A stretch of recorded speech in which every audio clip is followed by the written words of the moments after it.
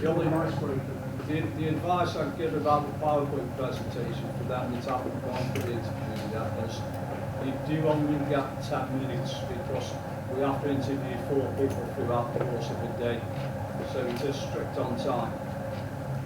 So when you're putting a PowerPoint presentation in for doing your charting, my advice is don't have any more than 5 or 6 slides because 10 minutes soon goes. And my old drops when I get some sent through that have got like 17 slides on because I know I'm going to have to stop them halfway through. So advice would be is no more than 6 slides. Question on the back at the end? It was only, do you actually have to do a PowerPoint? Can you literally do it from a card or a note? Or No, it is PowerPoint. You have to do PowerPoint. Yeah, what you do, you send the PowerPoint into IOSH probably about 4 weeks before the interview, I think. And then the panel get that sent through with your CV. Can we have notes in front of us? Because I noticed Mark did. No, they've stopped it. Ah, right, okay, so it is literally clear this. Well, at the end of the day, we're only asking you questions on yourself anyway, so, and to be fair, when people have brought notes in, it's worse for them because they're trying to look at the notes and they're not listening to the question, so it does have a detrimental effect, I think. A question up front, yeah? Was that a typical content of a presentation? What you've just seen now is exactly, obviously we'd be in a smaller room, but what you've just seen tonight is exactly what you'll get in an interview. Obviously I can't speak for every chair, because everybody's different, but when I chaired an interview, I also try and make the candidate relaxed. Oh, sorry. Do they all follow that side of the Yeah, I ask them to tell you what we're looking for, so it's things like your experience, your previous jobs, your current job, your qualifications. When I actually filled out my presentation, I actually sent it with the layout with the subject and the one helps to fill that in. So that would pass. Yeah, question you at the back? Yeah, sorry, so Mark. Sorry, you want to? No, after you. I've been told there's new questions, is that right? So there's additional questions to it. So it would be different, possibly. You might get them, you might be lucky.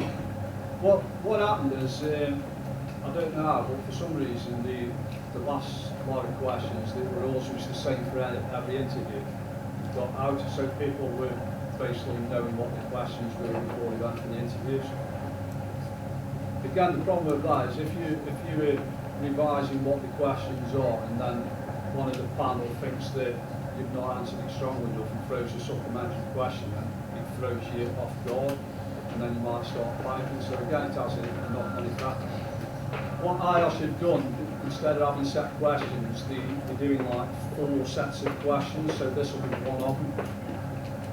Even the panel members won't know what them questions are until the morning of the interview. So what will happen, we'll turn up to do the first interview at 10 o'clock, I think it is. And then them questions will be for them 4 interviews throughout that day. So the interviewees on that day will have the same questions, but the following day, they might have another set of 8 questions. The only questions that are always the same is the first one, which is about your open assessment or your SDP. And the code of conduct is always there, and we'll explain why you set the code of conduct set. But all the other 6 in between can vary depending on what batch you get. Conscious of time, folks, we do have to be out of here because another group moving in there short. So we've got time for one more question. What we're going to do is we're going to decamp back out to where you had your food earlier on. Told you still running out of food earlier. Those who haven't had anything to eat at all, speak to the lady behind the bar. There's some sandwiches there for you. For everyone else, again, there's little bits and pieces out there, cake snacks. So we'll take one more question, and then we'll decamp outside. If anyone wants to go at that point, you're most welcome. If you want to stay behind, we'll carry on exactly what we're doing. We're just out there, that's fine. So one more question off the floor. If you can get for yourself, sir. Just mentioned candidates maybe getting nervous and drinking from rounds. So you've ever experienced something too, maybe in the early No. We never ever stop an interview because it's not the panel's right to do that. What we do if we felt that the candidate was really struggling with nerves is, as the chair, we would say, we want to take 5 and crash it up and get a drink, get a drink from that, and then we'll commence with the interview after.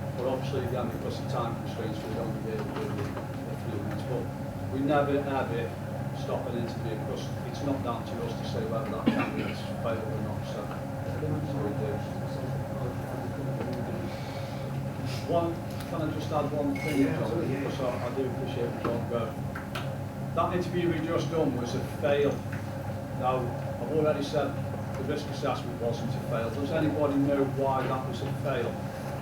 Communication. Code of conduct, yeah. One piece of advice is make sure you remember that code of conduct because that is an automatic fail if you don't get them four elements of the code right. I did have somebody come in once who recited it and he said, oh, I know what that is, Royal Institute of Chartered Surveyors. Which is fine, because I said, yeah, that's how I learned it as well. You know, so if you remember that and just give us an example of where you've used that, that'll be great. Right, we're going to have to go folks, otherwise we'll end up being to the sound class. So